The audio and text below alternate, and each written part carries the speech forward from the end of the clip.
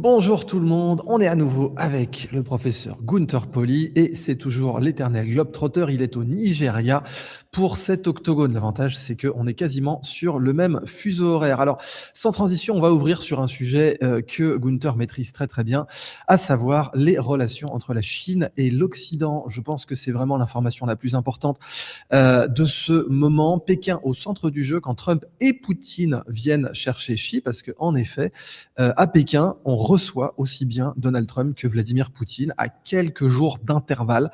La séquence diplomatique des derniers jours confirme un basculement majeur. La Chine n'est plus seulement un acteur de l'équilibre mondial, elle devient l'arbitre recherché par les grandes puissances. À Pékin, Donald Trump a tenté de consolider une trêve commerciale fragile et d'obtenir un appui chinois sur le dossier iranien. Mais la visite très mise en scène semble avoir produit peu de résultats concrets. Pas de concessions majeures sur Taïwan, pas d'engagement décisif sur l'Iran et des avancées économiques limitées. Quelques jours plus tard, Vladimir Poutine a été reçu avec tous les honneurs et c'est vrai que là, les signes extérieurs de respect étaient beaucoup plus appuyés. Le message était différent, non pas négocier une détente, mais afficher un partenariat stratégique russo-chinois de plus en plus structurant. Énergie, nucléaire, sécurité internationale, semi-conducteurs et intelligence artificielle. Moscou cherche à s'arrimer davantage à Pékin, notamment depuis les sanctions occidentales. Le projet gazier Power of Siberia, avec ses 50 milliards de mètres cubes annuels envisagés, symbolise cette dépendance croissante. Le contraste est révélateur. Washington vient chercher une stabilisation, Moscou vient chercher un axe. Dans les deux cas, Xi Jinping apparaît en position de force. Alors, on ajoute à ça que Jensen Huang, le patron de Nvidia, était venu se plaindre à Donald Trump que l'interdiction d'acheter des puces Nvidia par la Chine était en train de le frapper de plein fouet. La Chine n'a émis absolument aucune concession à cet égard. Aucune.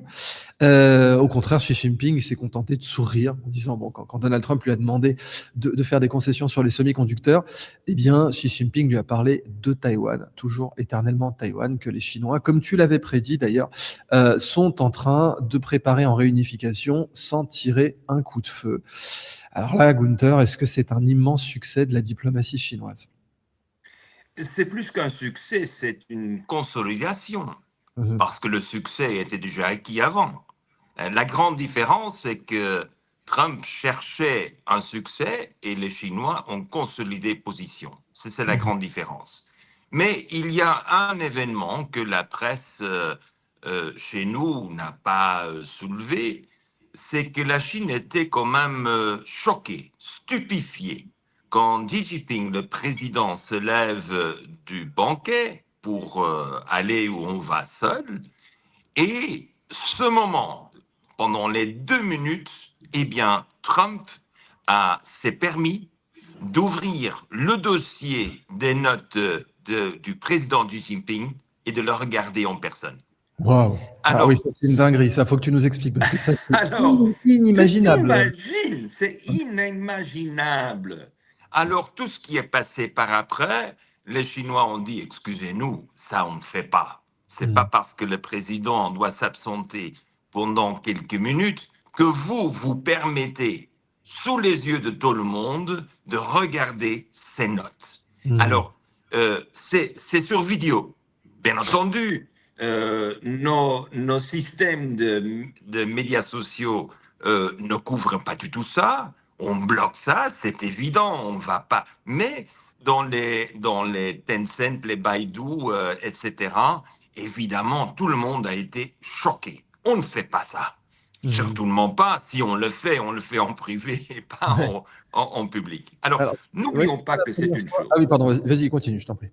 Non, c'est la première chose. La deuxième chose, c'est effectivement, tu avais raison de parler d'NVIDIA. NVIDIA, qui quand même a annoncé hier des résultats extraordinaires. Leurs résultats financiers et de vente sont extraordinaires, il faut le dire, il faut le reconfirmer, Et il faut pourtant, le leur action a féliciter. un peu chuté, hein. Ils ont perdu 3% à l'annonce de leurs résultats, donc on voit que le public reste complètement accro. Là, le public en veut toujours plus, que même si les résultats sont très bons, comme tu l'as dit, eh bien, le cours en bourse de Nvidia a décroché de 3% hier à l'annonce des résultats. Oui, parce qu'il y a une chose qu'on oublie, c'est que Trump a fait signal au président Xi Jinping pour le dire, eh bien, je vais être plus relax avec la vente des puces dont vous Mm. avez besoin. Et la Chine n'a pas réagi. La Chine n'a pas acheté. Alors là, c'était vraiment un coup de frappe parce que le président Trump est arrivé avec les grands chefs d'entreprise du monde, les grands chefs, et les Chinois n'ont pas signé un accord. Ils n'ont pas fait des achats. Ouais, Sauf ouais. l'achat de Boeing, qui était déjà dans les tuyaux, mais ils n'ont pas acheté les avions prévus. C'était réduit à 200 au lieu d'avoir le 350. Absolument, ouais, c'est une très bonne remarque parce qu'en effet, on s'attendait à plus. En plus, les gens ont dit oui, mais alors il achète des Boeing, sauf que ça faisait, je crois, 15 ans que la Chine n'avait plus acheté de Boeing. Donc, c'était pas, c'est quelque chose qui allait arriver de toute façon parce qu'ils ont besoin de diversifier leur parc d'avions de ligne, mais c'est pas du tout une commande historique, quoi. C'est une commande pour des pièces de rechange, Ouais, j'appelle voilà. ça. Mmh. C'est-à-dire, quand tu as quelques milliers d'avions, eh bien, quand tu en achètes 200, c'est pour les pièces de rechange. Parce que Ouais. tu sais aujourd'hui que ce sera très difficile, parce que c'est le hasard qui le veut, c'est la santé mentale du président qui le désire, qu'on vous vende des pièces de rechange, oui ou non. Et nous Mmh. savons très bien, quand tu n'as pas une pièce de rechange originale d'un Boeing, eh bien, il n'offre plus de garantie. Alors, si vous n'avez plus de garantie, vous n'avez plus la maintenance, vous n'avez plus l'assurance. Alors, tout d'un coup, moi, je vois l'achat de ces 200 plutôt comme l'achat des pièces de rechange que d'achat stratégique des Boeing. Mmh. Mais Trump est arrivé avec des grands chefs d'entreprise dont la majorité n'était pas annoncée en avant. N'oublions pas que le président de Nvidia a dû monter l'avion à Alaska. Oui, Il tout à n'était fait. pas Ouais. prévu. Mmh mh. Il n'était pas prévu de rejoindre. Alors, comment est-ce que vous voyez les Chinois qui ont des plans à 5 ans, tout d'un coup, d'entendre du président qu'il va être plus relax et le chip le plus désiré par les Chinois sera vendable? Eh bien, les Chinois ont écouté, ils n'ont rien fait. Mmh. Et je crois que c'est ça ce qui est important. Poutine, de l'autre côté, il est rentré avec 40 accords. 40 accords, y inclut la nouvelle connexion pétrolière sibérienne entre Russie et Chine. Alors, the Siberian Pipeline, la deuxième, la grande, est accordée et est financée. C'est-à-dire, on va contourner complètement tous les tracasseries qu'on a au Moyen-Orient. La Russie vient de trouver dans le nord de leur, dans le nord du pays, en Sibérie, ils viennent de trouver des réserves pétrolières qui dépassent toutes les réserves qu'ils ont pour l'instant. Mmh. Et c'est là où nous devons quand même regarder une fois de plus pourquoi est-ce que la Chine rapproche et donne quand même à un pays qui est 10 fois plus petit, qui n'a pas la force militaire comme les Chinois, pourquoi est-ce qu'il donne autant d'attention? C'est évident, parce que le seul qui a tout les matières premières dont la Chine a besoin à côté du pays, à la frontière, c'est la Russie. Ouais. Mmh. Et on oublie souvent qu'on se pose la question pourquoi est-ce que les Russes ont vendu Alaska?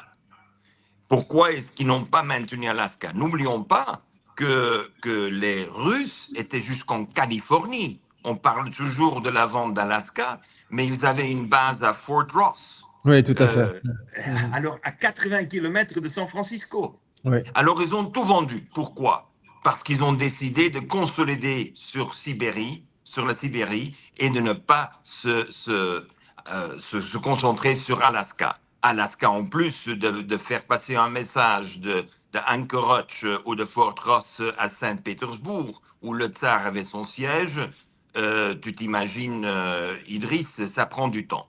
Mmh. Alors, la Chine a fait déjà un accord dans le 19e siècle avec la Russie, avec le tsar, pour marquer les frontières. Ils ont eu une petite guerre froide entre eux parce qu'il y avait des divergences sur les frontières. Mais aujourd'hui, la Chine sait très bien que la Russie, l'alliance Russie-Chine, est une alliance préparée par les dieux. Parce que la Russie a tout, mais il n'y a aucune population en Sibérie. Ouais. Alors imagine-toi, toutes les ressources, pas de population, et dans le sud, vous avez toute la population et toute l'industrie. Et c'est cette association que Trump ne vous pouvait offrir. Trump pouvait offrir un petit remède pour son comportement vis-à-vis les puces de Nvidia. Oui, ça c'est vrai. Mais pour le reste, qu'est-ce qu'ils pouvaient leur offrir? Ce que Mhm. la Chine a besoin, c'est l'assurance des matières premières, pas les puces. Parce que la Chine, quand même, qui produit des millions d'ingénieurs par an, est parfaitement capable de développer tout ce qu'il nécessite. Et la Chine est un pays qui développe ce qu'il nécessite. Se nécessite avant tout dans le pays. Les Américains développent des technologies pour contrôler le reste du monde. Alors, ce sont deux stratégies tout à fait différentes. Mais si vous avez 350 millions d'habitants ou vous avez 1,3 milliard d'habitants, évidemment, si vous n'avez pas la paix à l'intérieur de votre pays, vous n'avez pas de paix. Et le Parti communiste a réussi à maintenir la paix. La paix, c'est-à-dire, il y a la nourriture pour tout le monde. C'est Mhm. unique. Il n'y a pas de pauvreté. Le pays a réussi à avoir le presque plein emploi. Et évidemment, il y a toujours des adaptations comme dans l'immobilier qu'il faut se faire et qui causent des problèmes et qui causent des pertes. Mais c'est normal dans une économie. Il ne faut pas faire une grande crise avec ça. C'est raison pour laquelle je dis, la Russie, Chine, c'est vraiment un partenariat fait par les dieux. Et alors, la rencontre avec Trump qui se permet de regarder le dossier du président quand il s'absente pendant 2 minutes, eh bien, ça a vraiment fermé toutes les portes chez les Chinois. Oui, on voit que l'Occident fait ça souvent. En plus, les Chinois ont une sorte de perception de l'Occident qui est décadent. D'ailleurs, on le dit régulièrement, l'Occident décadent. Et c'est pas la première fois que les Chinois sont complètement choqués par le comportement d'enfants gâtés ou désinhibés de l'Occident. Toute l'attitude adulte en Asie en général et en Chine en particulier, c'est justement l'inhibition, la capacité à être réservé, à ne pas montrer ses émotions, à être, à être vraiment sur la défensive. Et on avait vu d'une part Justin Trudeau qui avait fuité des éléments d'une conversation avec Xi Jinping il y a 2 ou 3 ans. Xi Jinping l'avait critiqué, avait dit attendez, on ne fait pas ça. Il était venu le voir devant les caméras, il avait dit écoutez, on ne fait pas ça. Quand Justin Trudeau avait laissé dans la presse, avait sorti dans la presse des choses que Xi Jinping lui avait dites. Donc ça contribuait à l'image que les Chinois ont de l'Occident, qui est un enfant, à qui on ne peut pas confier d'informations, à qui on ne peut pas attendre de confidentialité ou de paroles données ou de confiance. On avait eu la même chose avec Emmanuel Macron, qui mettait régulièrement les discussions sur haut-parleur, avec une fois donc une discussion qu'il avait avec Vladimir Poutine, qu'il avait mise sur haut-parleur. Il a fait ça à nouveau avec Donald Trump, où le Zelensky avait dû dire à Donald Trump, Monsieur le Président, nous sommes sur haut-parleur, il y a la presse qui est là, ce que vous dites est écouté par la presse à l'heure où nous parlons. Euh, Emmanuel Macron avait appelé Donald Trump pour se mettre en scène parce qu'il adore ça. Et encore une fois, c'est Zelensky qui avait dû dire, écoutez, Monsieur le Président, attention, la presse est là. Enfin, le président Macron ne vous l'a pas dit, mais vous êtes sur haut-parleur. Et cette attitude-là, en effet, elle est inimaginable au Japon, elle est inimaginable en Chine, elle est inimaginable dans toute l'Asie du Sud-Est, ouest, pardon, en réalité, même en Inde. Enfin, elle est inimaginable dans la plupart des pays. Je pense même au Brésil, même en Afrique du Sud, on ne ferait pas ce genre de choses. Et ça laisse vraiment une image d'un Occident qui est désinhibé. C'est des enfants, quoi. Bon, il faut les traiter comme des enfants parce que ils savent pas où ils vont, ils ont pas de projet, ils ont pas de plan, et puis ils font un peu n'importe quoi. Donc on peut pas leur confier d'informations confidentielles. Donc finalement, on ne traite pas Donald Trump comme un adult in the room. Qu'est-ce que tu en penses? Alors, n'oublions pas que les préparations pour l'arrivée de Donald Trump étaient minutieusement préparées par les Américains. Mhm. C'est-à-dire, il y a 2 avions de cargo qui sont arrivés avec tout ce que Trump a besoin. Il inclut ses voitures, c'est normal. Il inclut tous les outils de cuisine parce qu'évidemment, ils n'ont jamais mangé la cuisine chinoise. Ouais. Ils ont mangé leur cuisine. Alors, imaginez-vous que vous avez le président chinois qui veut quand même faire part et veut faire goûter l'extraordinaire cuisine chinoise, et ce qu'ils mangent, c'est chez eux, avec Mhm. une cuisine faite chez eux et importée pour l'événement. Alors, évidemment, C'est une insulte si diplomatique, on vous est d'accord. On doit dire que c'est une insulte. mais c'est plus qu'une insulte, c'est-à-dire que je n'ai aucune confiance en vous. Alors, Mhm. si vous n'avez pas de confiance dans la nourriture chinoise, si vous croyez que les Chinois vont mettre quand même mercure dans votre plat, évidemment, si ça c'est le niveau de message que vous voulez avoir, et il y a le deuxième grand conflit, c'est que évidemment dans le compound du président où Trump était reçu, dans la ville interdite, dans la cité interdite, il y avait une interdiction d'armes. Eh bien, un agent de sécurité américain a essayé d'entrer avec son arme. Et évidemment, les Chinois l'ont arrêté. Bon, ils ont fait un grand théâtre et après ils ont dit, mais vous arrêtez la presse. La presse ne peut pas être là. Non, non, non, non. Vous ne pouvez pas entrer dans les lieux du président chinois avec des armes. C'est normal. C'est tout à fait normal. Mais les Américains prétendaient. Eh bien, évidemment, les Chinois ont maintenu main dure, ont dit, vous n'entrez pas. C'est fini, vous n'entrez pas, vous n'avez pas de presse. Ah, ouais. Alors, c'est intéressant que tout était concentré sur le fait que la presse ne pouvait pas entrer, tandis qu'à la base, c'était quand même un autre insulte. Comment osez-vous entrer avec des armes quand vous avez quand même l'entrée dans les lieux, je ne dis pas sacrés, mais des lieux du président chinois. Et encore une fois, c'est dire je n'ai aucune confiance en vous. Ouais, ouais. Alors, comment est-ce que vous allez négocier de l'Iran? Comment allez-vous négocier des accords commerciaux quand votre message partout et tout le temps, dans plusieurs détails, a clairement dit « je n'ai pas de confiance ». Plus, si j'ai l'occasion de regarder votre dossier, je le fais. Ouais, vraiment, tu as parfaitement résumé. Alors, on peut aussi terminer sur ce point que la Chine a annoncé à nouveau avoir des moyens de substitution pour ASML. Et on sait que le fameux moat, donc les douves, la barrière d'entrée, comme on dit dans les écoles de commerce françaises, la barrière d'entrée d'ASML ne fait que s'abaisser.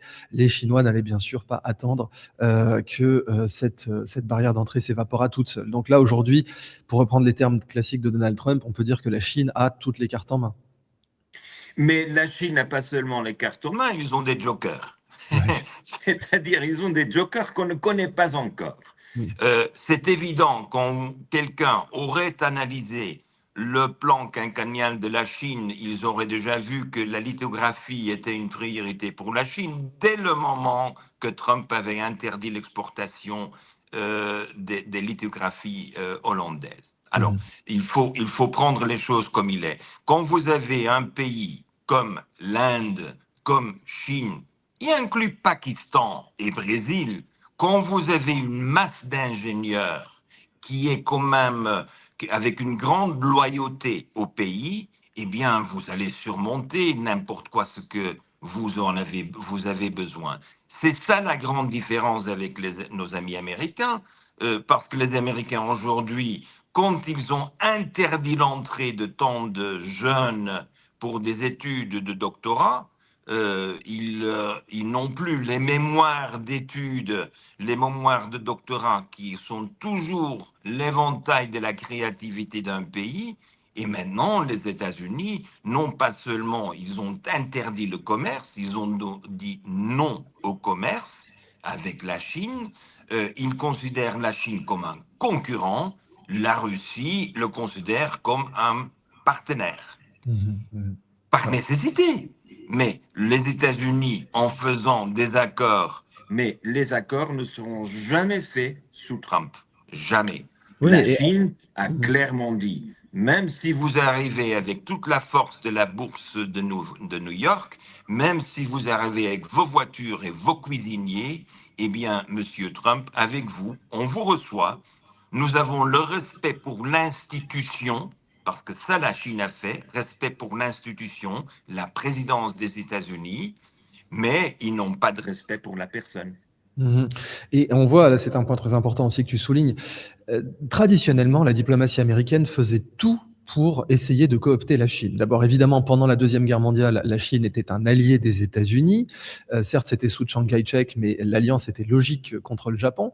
Kissinger a tout fait pour rétablir les relations entre Pékin et Washington. D'ailleurs, c'était une recommandation de Charles de Gaulle, on l'oublie trop souvent. Nixon était un grand fan de Charles de Gaulle. Charles de Gaulle l'avait reçu à l'Élysée et avait parlé une demi-journée avec lui bien avant qu'il soit président, quand il n'était que vice-président sortant. Donc, toutes les chancelleries avaient dit, mais attendez, mon général, aucun intérêt de recevoir cet outsider qui était Richard Nixon. Non, de Gaulle avait dit, vous allez voir, un jour ce type va être président. Et il lui avait parlé pendant des heures et des heures. Et là, aujourd'hui, tout ça est foutu par la fenêtre. Alors, on a également Donald Trump qui, sur Truth Social, est venu dire « Oui, Xi Jinping a dit que l'Occident était en déclin ». C'est une déclaration qu'il a faite. Mais c'est normal, enfin, les États-Unis, pas tout l'Occident. Mais c'est normal parce que c'était sous Joe Biden. Alors, il est vrai que sous Joe Biden, nous avons décliné énormément, bon, ce qui n'est pas tout à fait faux. Mais bon, Trump a essayé de mettre ça, bien sûr, sur le dos de l'administration Biden. Et là, ce que tu dis, c'est qu'en fait, non, pas du tout. Les Chinois sont profondément anti-Trump. C'est normal. Il a professé son hostilité en permanence. Alors, les Chinois ne sont pas des adeptes de la doctrine du chien fou, la Mad Dog Doctrine, qu'on utilise plutôt d'habitude pour Israël, puisque c'est le terme que le général Moshe Dayan avait inventé. Mais Trump fait tout pour avoir l'air fou, puis ensuite négocier. On est d'accord, toi qui connais bien les subtilités chinoises, Gunther, que les Chinois n'utilisent jamais cette méthode de négociation et que quand on professe son hostilité envers eux, ils enregistrent l'information longtemps. Donc, est-ce qu'on peut dire, Gunther, qu'à la fin, l'idée d'attaquer le plus vertement possible sur les Chinois, les tarifs douaniers, en plus Trump ne peut plus mordre parce qu'il y a vraiment cette notion de tigre de papier, la Cour suprême a inversé les tarifs douaniers américains, donc Trump n'a plus de munitions dans son pistolet. Est-ce que cette stratégie du Mad Dog a complètement échoué côté américain, et est-ce que les Chinois aujourd'hui se rendent bien compte que les États-Unis ne peuvent plus, absolument plus, leur mettre la pression? Ce qui s'est arrivé est assez simple. À cause des actions du président américain, les Chinois ont renforcé leur stratégie d'autosuffisance multipolaire. Alors le mot est clé, multipolaire. Dès l'époque de Kissinger, c'était bipolaire. C'était nous, Américains, vous, Chinois, ensemble, on va nous arranger les choses. N'oublions pas que la stratégie au début de Kissinger, c'est de vendre la nourriture, parce que la Chine était encore en famine. La Chine venait, dans les années 70, de sortir de la grande famine qui a coûté des millions de vies des Chinois, parce que la Chine n'était pas capable, à cause de la révolution culturelle, de nourrir ces gens. Et là, Kissinger a convaincu que c'est la mine d'or pour les Américains, c'est la vente de la farine de blé, la farine de maïs. Et bien entendu, ils ont réussi, et la Chine en avait besoin. C'est-à-dire, les Américains ont enseigné aux Chinois, à cette époque-là, que le commerce, trade is peace, le commerce vous amène à respecter paix. Ce que Trump a fait, c'est d'arrêter le commerce et de lancer des défis. Mais c'est vrai, ça a commencé avec Nancy Pelosi, qui, comme présidente de la Chambre, est allée au Taïwan pour faire des déclarations. C'était sous Biden qu'ils ont commencé à casser cette figure de le commerce et la paix. Au contraire, c'est déjà avec Biden qu'ils ont commencé à obliger les entreprises américaines de vendre leurs contrats de sous-traitance par Taïwan en Chine et de le remplacer par l'Inde.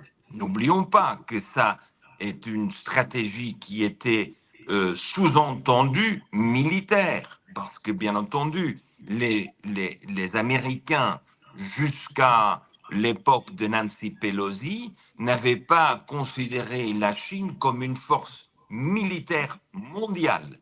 Ils les avaient considérés comme une force militaire, mais je me rappelle très bien les briefings que j'ai reçus quand j'étais dans le Oak Ridge National Laboratory et le Lawrence Livermore Laboratory. Les laboratoires nationaux avaient considéré que la Chine ne peut pas attaquer Taïwan, ne peut pas attaquer le Japon parce qu'ils n'ont pas le supply chain de la nourriture. Et si vous n'avez pas la nourriture, vous ne faites pas la guerre. Eh bien, la Chine était dans cette situation jusqu'il y a quelques années. Mais comme les Américains ont décidé de changer de parole, c'est-à-dire avec Nancy Pelosi, c'était quand même une frappe de Oui, force des Américains qu'ils tout à fait. viennent président de la Chambre à Taïwan pour dire vous êtes taïwanais, vous devez venir. Et bien entendu, la paix n'était plus la paix est la vente des armes. Et c'est ce qu'on achète aujourd'hui. Taïwan vient d'approuver le plus gros budget de défense dans son histoire, mais tout avec un financement américain. Mm. Alors, les Américains offrent financement à l'époque à la Chine pour l'achat de blé, et maintenant ils offrent la guerre en vendant avec un financement américain à Taïwan. Et c'est ça ce que les Chinois ont noté. Ça, c'est le schisme entre les deux administrations de 70, 80, 90 et aujourd'hui. Qui est le dupe? Mais bien entendu, avant tout, ce sont les agriculteurs américains. Les agriculteurs américains, parce que la Chine n'a plus de faim, la Chine a redressé son agriculture et a fait des accords avec le Brésil, a fait Mm. des accords ici, au Nigeria, en Afrique. La Chine achète des grandes extensions de fermes que les Européens ont abandonnées. N'oublions pas que Macron a abandonné l'Afrique. Il a fait un coup de théâtre à Kenya il y a quelques jours, mais c'est Mm. un coup de théâtre. Ils ne font plus rien. Et Ouais. c'est là où la Chine, comme ils ont éliminé leur stress vital, c'est le faim. Alors, comme les Chinois n'ont plus de faim, ils ont la capacité de monter des armées qui ne vont pas seulement faire défense, mais si c'est nécessaire, ils peuvent faire l'offense. Mm, mm, mm. Alors, j'essaie de modérer ça, parce que bon, dans l'octogone, on a plutôt une position pro-BRICS, pardon, il faut l'admettre, ou disons un peu non alignée. Mais j'ai une dépêche sous les yeux qui pourrait ou ne pourrait pas, tu peux la contredire bien sûr, modérer un petit peu la situation, la position de force de la Chine. Alors je lis la dépêche, la Chine, bombe silencieuse des dettes cachées, la bombe silencieuse des dettes cachées. La Chine ferait face à environ 3 000 milliards de dollars de mauvaises dettes dissimulées principalement liées aux collectivités locales, donc les villes, etc., aux véhicules de financement public et aux séquelles de la crise immobilière, donc la fameuse crise Evergrande et compagnie.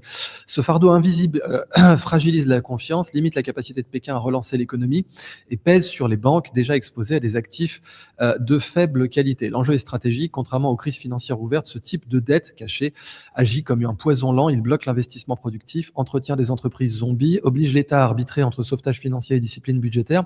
Pékin dispose encore d'outils puissants, mais chaque intervention reporte le problème plus qu'elle ne le résout.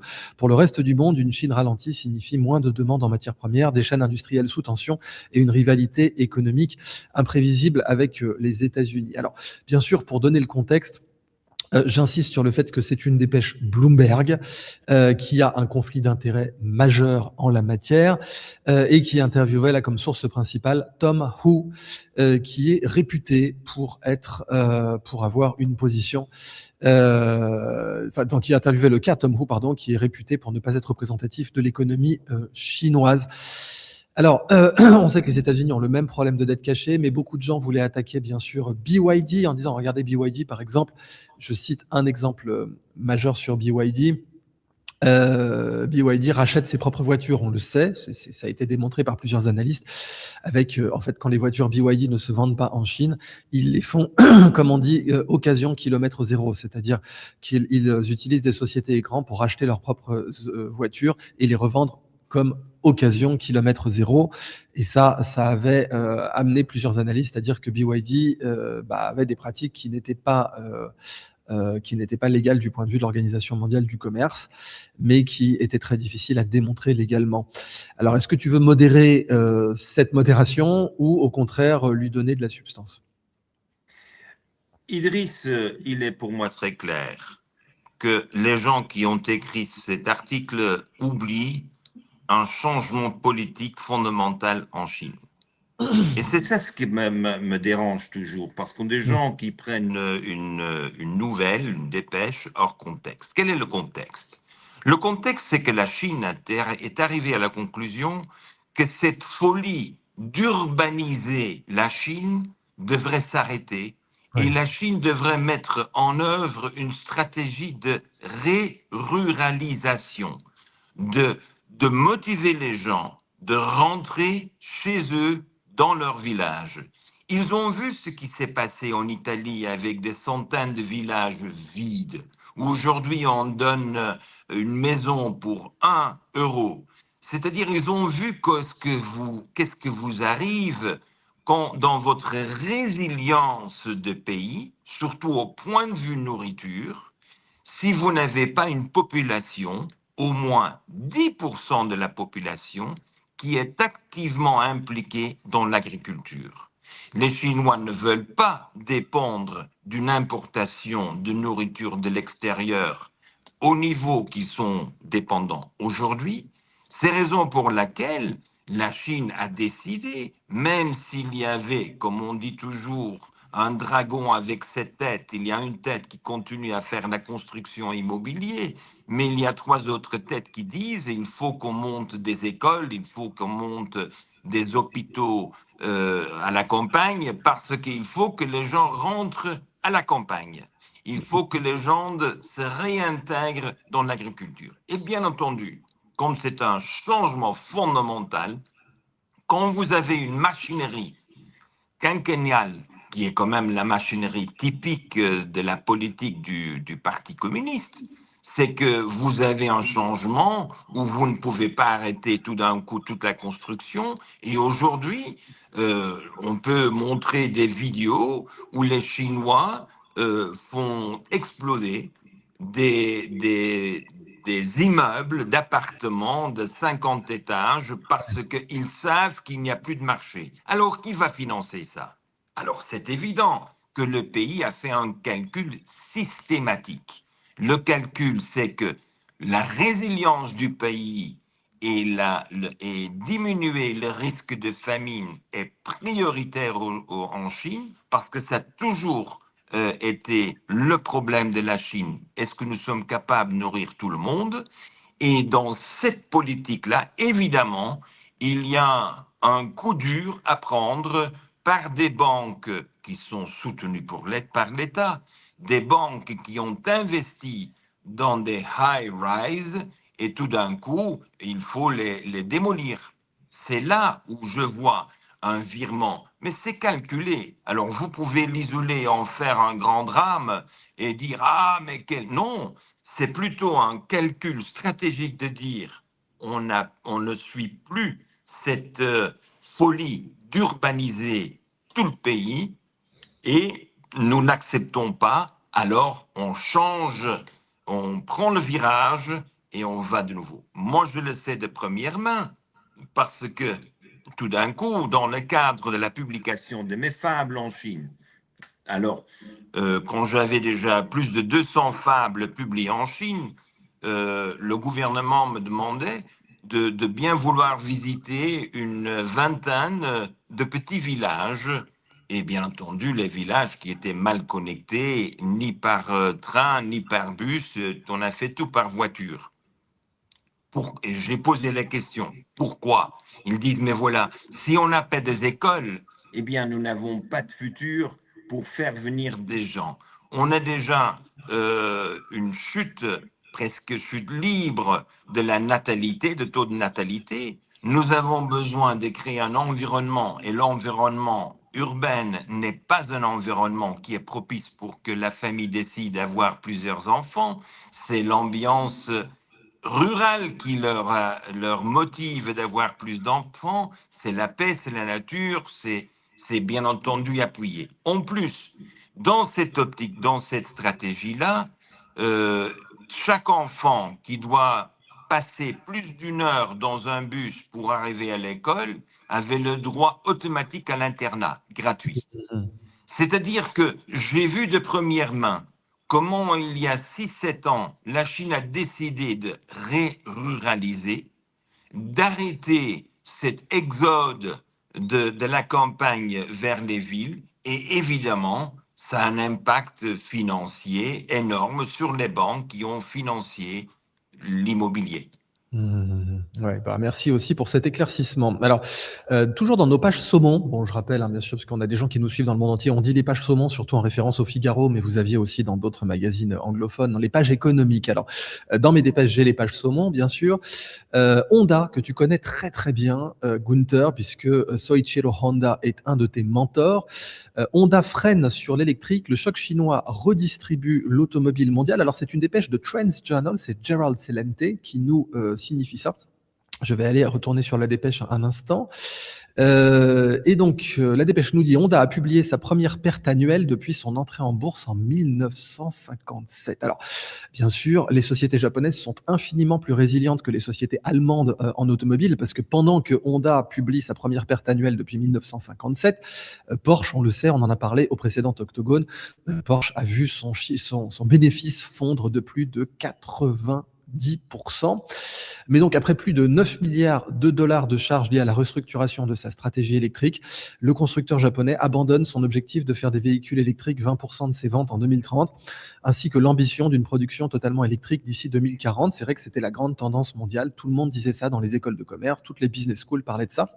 Il suspend aussi indéfiniment son projet canadien de 11 milliards de dollars consacré aux batteries et aux voitures électriques.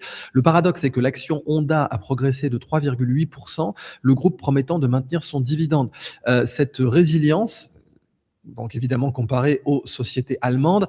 Cette résilience vient surtout de la moto, et oui, la grande passion de Honda, notamment au Brésil et en Inde, où Honda vise un record de 22,8 millions d'unités vendues. Donc c'est vrai que Honda a plus d'un tour dans son sac. Le signal est stratégique, pardon. L'électrique mondiale progresse, mais pas au bénéfice de tous. La domination chinoise impose aux constructeurs étrangers une alternative brutale: coopérer, se spécialiser ou décrocher. Alors, encore une fois, Gunther, tu connais impeccablement le cas Honda. Tu l'as même enseigné et tu en es donc, tu es quasiment un Honda boy. Qu'est-ce que tu peux nous dire là-dessus, même si c'est donc une dépêche, hein, un signal faible qui est souligné par notre confrère Gerald Celente? Évidemment, j'ai eu le grand honneur de connaître personnellement Shuichiro Honda. Il était un homme d'affaires extraordinaire. Monsieur Honda, n'oublions pas, sa fortune était basée sur une idée tout à fait simple après la Seconde Guerre mondiale. Il est à Tokyo, il rencontre des motos qu'il pouvait réparer dans un petit atelier, mais il n'avait pas de carburant. Et lui, c'est l'homme qui a développé le carburant pour les motos avec l'extraction de la térébenthine de la résine des sapins. Nous savons très bien que là, le Japon est couvert par des sapins partout, sapins et bambous. Et lui, il a monté une toute petite usine et il garantissait la vente de ces motos restaurées, réparées, mais il les vendait avec la térébenthine. C'est-à-dire qu'il garantissait que vous achetez et vous ne devez pas faire la queue pour acheter le pétrole dont vous avez besoin. Parce qu'il n'avait pas de pétrole. Alors, pour moi, c'est dans l'ADN de nos amis de Honda. Si vous n'avez pas certitude d'avoir l'électricité et les batteries pour mettre votre système en fonction, système, c'est-à-dire transport, mobilité, ça veut dire accès à l'énergie, eh bien, dans ce cas-là, vous ne le faites pas.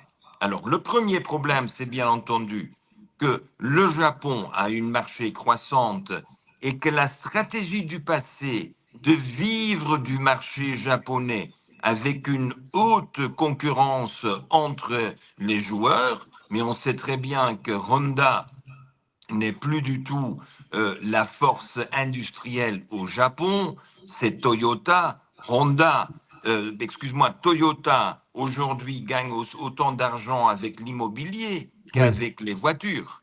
Alors, Honda Housing est devenu un géant dans la construction. Mais Honda a toujours eu cette force des motos. Et les motos de Honda sont évidemment des motos hautement appréciées parce que Honda était toujours le deuxième et a toujours joué le petit David contre le Goliath. Goliath, Toyota, Honda, David. Et toujours Honda a joué l'international, ce qui n'est pas du tout le cas ni de Nissan, ni de Mitsubishi, ni de Toyota. C'est Honda. Il a fait sa première voiture, il a décidé de faire sa première voiture en 56. Il a, il a obtenu sa première certification pour des voitures en 58 et en 62, Honda montait déjà une usine en Belgique. Mhm. Et pourquoi la Belgique? Je l'ai demandé. Il a dit parce qu'il n'y avait pas d'industrie automobilière. Il n'y avait pas d'industrie d'automobile. Alors s'il n'y a pas d'industrie automobile, et moi j'arrive, je serai traité comme un roi. Si j'arrive en France, on rigole avec moi. Ouais. Si j'arrive en Allemagne, on rigole avec moi. Et à cette époque-là, il y a encore DAF, DAF aux Pays-Bas. Alors Mhm. lui, il a toujours cherché des alliances et il a fait les championnats.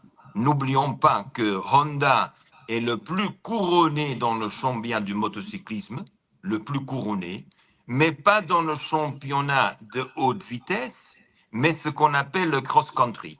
Mhm. C'est-à-dire là où vous avez vraiment ce qui est important pour le Brésil, des motos qui résistent les mauvaises conditions des routes. Et c'est ça ce qui est important.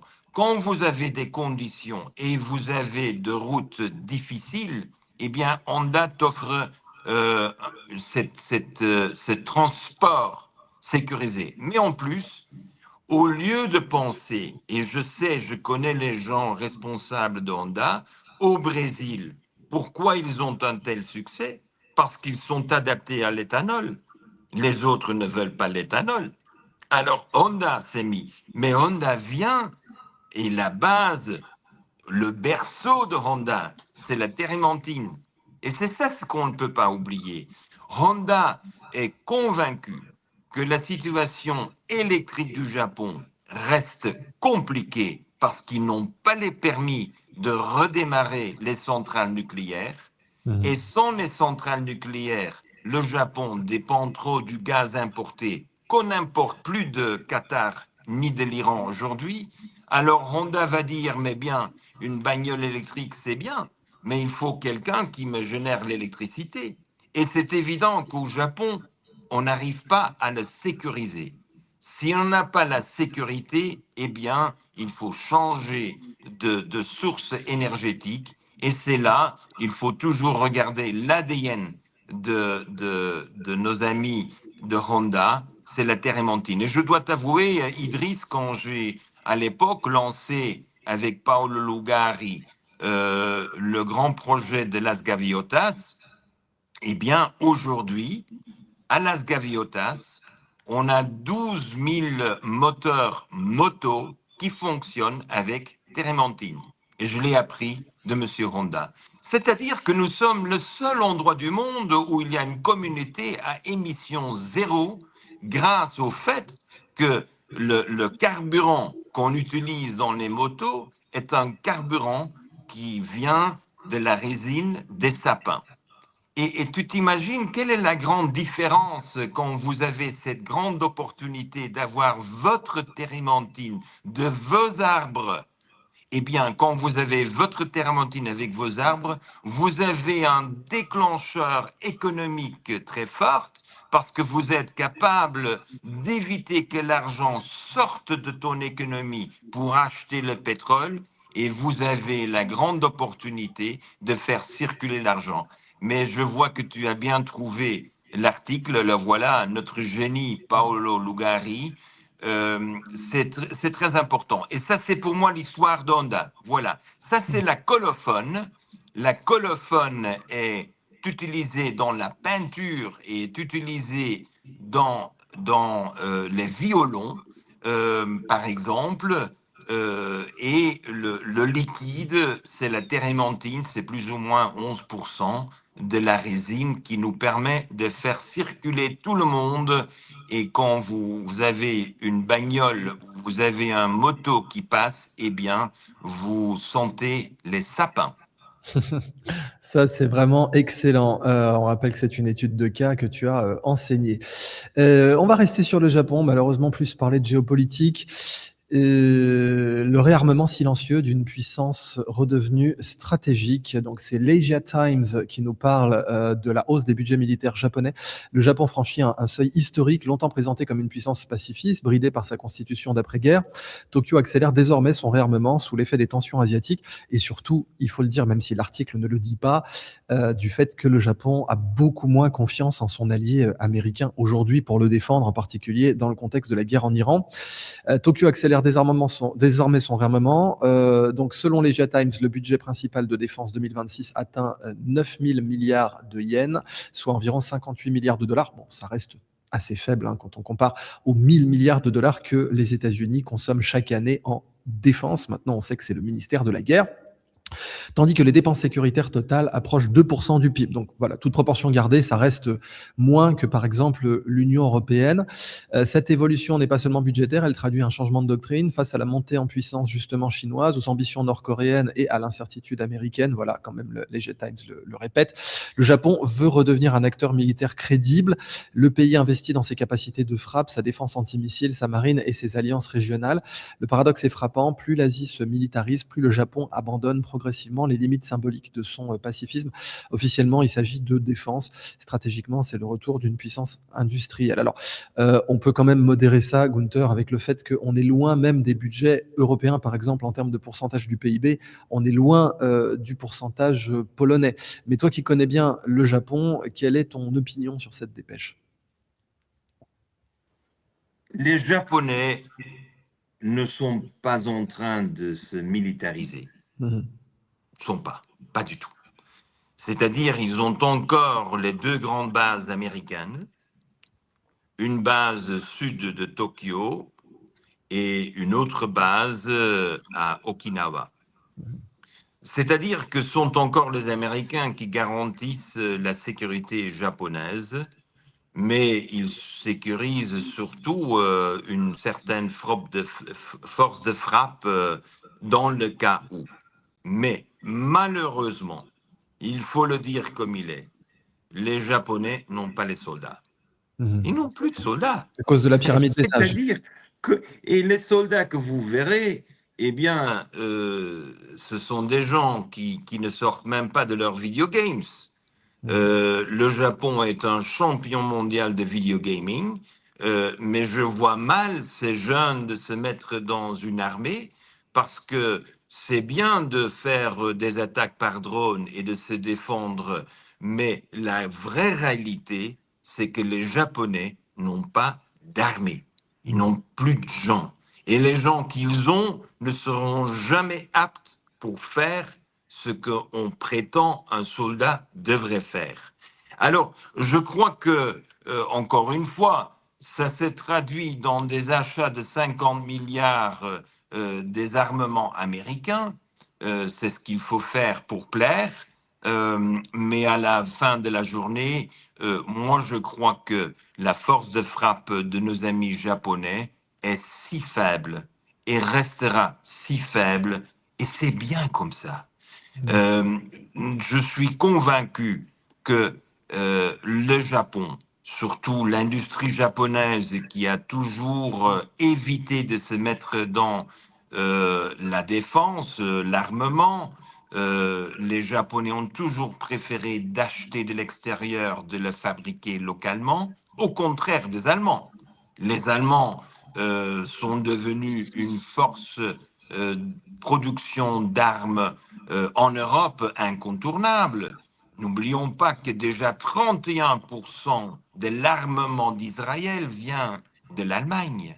31%. Oui, c'est pas incomparable avec. rien. Oui, là, quand on a l'Asia Times, c'est vrai que dans le contexte asiatique, évidemment, l'Asia Times nous dit ah bah on a une nouvelle tendance, mais ça n'a rien à voir en termes de proportion avec ce qui se passe déjà en Europe. Alors, et en plus, le Japon n'est pas capable ni de fournir ni de vendre quoi qu'il soit.